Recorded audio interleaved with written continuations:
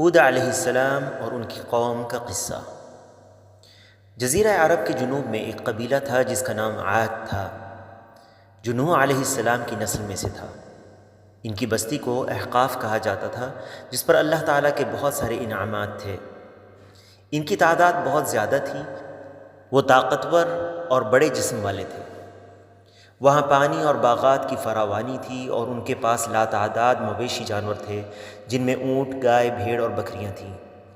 مگر ان سب کے باوجود انہوں نے ان نعمتوں پر اللہ کا شکر ادا نہیں کیا، بلکہ بتوں اور مورتیوں کی عبادت کی اور اللہ کے ساتھ معبود بنا لیا۔ قوم نوح کی ہلاکت سے جو ابھی کچھ زمانے پہلے گزری تھی، انہوں نے سبق و عبرت حاصل نہیں کی، جنہیں اللہ تعالیٰ نے ان کے شرک پر ہونے کی وجہ سے سیلاب میں غرق کر دیا تھا۔ اللہ تعالیٰ نے اس قوم کی طرف یعنی عاد کی طرف انہی میں سے ایک شخص کو رسول بنا کر بھیجا، جن کا نام ہود علیہ السلام تھا۔ ہود علیہ السلام نے اپنی قوم کو صرف اللہ کی عبادت کی طرف بلایا اور غیر اللہ کی عبادت چھوڑنے کو کہا۔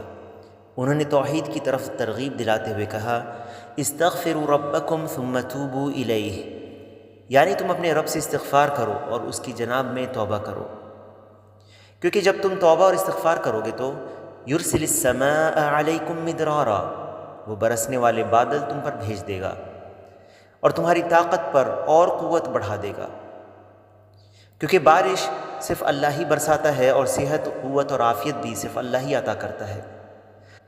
ہود علیہ السلام اپنی قوم کو ان کی جسمانی قوت و طاقت میں اللہ کی نعمتیں یاد دلاتے اور کہتے، وَاذْكُرُوا إِذْ جَعَلَكُمْ خُلَفَاءَ مِنْ بَعْدِ قَوْمِ نُوحٍ وَزَادَكُمْ فِي الْخَلْقِ بَسْطَةً فَاذْكُرُوا آلَاءَ اللَّهِ لَعَلَّكُمْ تُفْلِحُونَ، یعنی تم یاد کرو کہ اللہ نے تم کو قوم نوح کے بعد جانشین بنایا اور جسمانی ساخت یعنی ڈیل ڈول میں تم کو پھیلاؤ زیادہ دیا، سو اللہ کی نعمتوں کو یاد کرو تاکہ تم کامیاب ہو۔ اس کے ساتھ ساتھ وہ انہیں اولاد، مال، پانی، باغ اور مویشیوں میں اللہ کی نعمتیں یاد دلایا کرتے تھے اور ان سے کہتے، وَاتَّقُوا الَّذِي أَمَدَّكُم بِمَا تَعْلَمُونَ، اور اس سے ڈرو جس نے ان چیزوں سے تمہاری مدد کی جنہیں تم جانتے ہو۔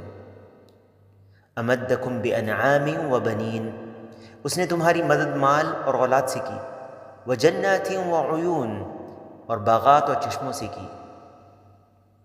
ہود علیہ السلام کی دعوت سے ہمیں یہاں یہ فائدہ حاصل ہوتا ہے کہ جو بھی نعمتیں ہیں وہ صرف اللہ ہی کی طرف سے ہیں، تو جب بھی ہم کسی نعمت کا سوال کریں تو اللہ ہی سے کریں اور اللہ کو چھوڑ کر کسی اور مخلوق سے نہ مانگیں، چاہے وہ زندہ ہو یا مردہ۔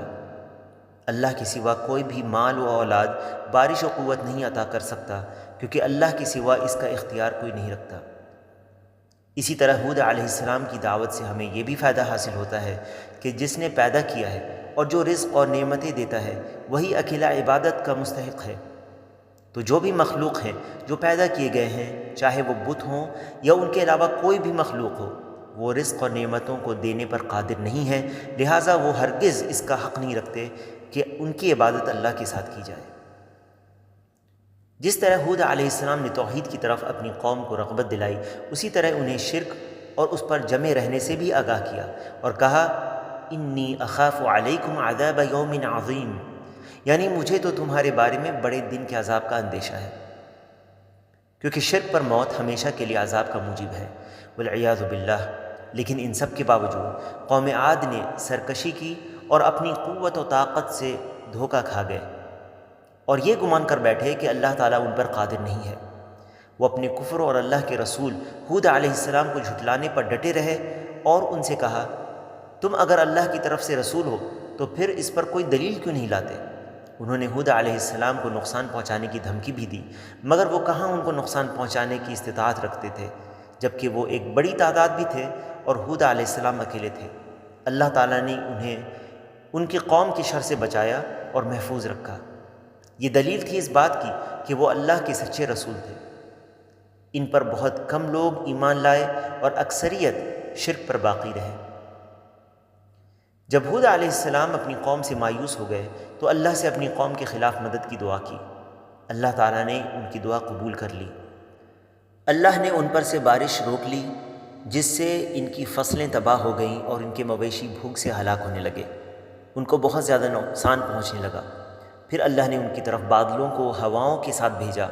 وہ لوگ یہ سمجھنے لگے کہ ان پر اب بارش برسے گی، اور وہ اس سے خوش ہو گئے اور خوشیاں منانے لگے۔ لیکن اچانک یہ معلوم ہوا کہ یہ تو دردناک عذاب ہے، ایسی تیز و تند ہوا جو ہر چیز کو تہس نہس کرنے والی تھی، جو اللہ کے حکم سے برباد کرنے آئی تھی۔ یہ ٹھنڈی ہوا 7 راتوں اور 8 دنوں تک مسلسل چلتی رہی، یہاں تک کہ تمام کفار اس قبیلہ عاد میں سے ہلاک ہو گئے اور کوئی بھی ان میں سے نہ بچا۔ اللہ تعالیٰ کہتا ہے وَأَمَّا عَادٌ فَأُهْلِكُوا بِرِيحٍ صَرْصَرٍ عَاتِيَةٍ، اور عاد بے حد تیز و تند ہوا سے غارت کر دیے گئے، یعنی ایسی ہوا تھی جس میں تیز خوفناک آواز تھی۔ عاتیہ یعنی شدید تباہ کرنے والی، جسے ان پر اللہ نے 7 رات اور 8 دن تک مسلط رکھا، یعنی مسلسل چلتی رہی۔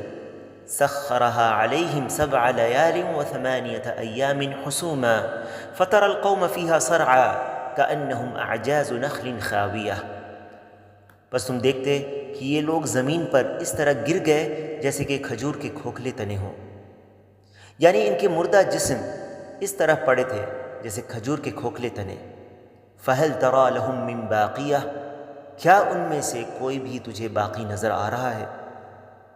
عذاب کی شدت کے باوجود جس سے تمام چیزیں تباہ ہو گئیں، اللہ تعالیٰ نے اپنی رحمت اور لطف و نرمی سے ہود علیہ السلام اور ان پر ایمان لانے والے مومنوں کو بچا لیا، جیسا کہ اس کا فرمان ہے فَأَنْجَيْنَاهُ وَالَّذِينَ مَعَهُ بِرَحْمَةٍ مِّنَّا وَقَطَعْنَا دَابِرَ الَّذِينَ كَذَّبُوا بِآيَاتِنَا وَمَا كَانُوا مُؤْمِنِينَ، ہم نے ان کو یعنی ہود کو اور ان کے ساتھیوں کو اپنی رحمت سے بچا لیا اور ان لوگوں کی جڑ کاٹ دی جنہوں نے ہماری آیتوں کو جھٹلایا تھا اور وہ ایمان لانے والے نہ تھے۔ والحمد للہ رب العالمین۔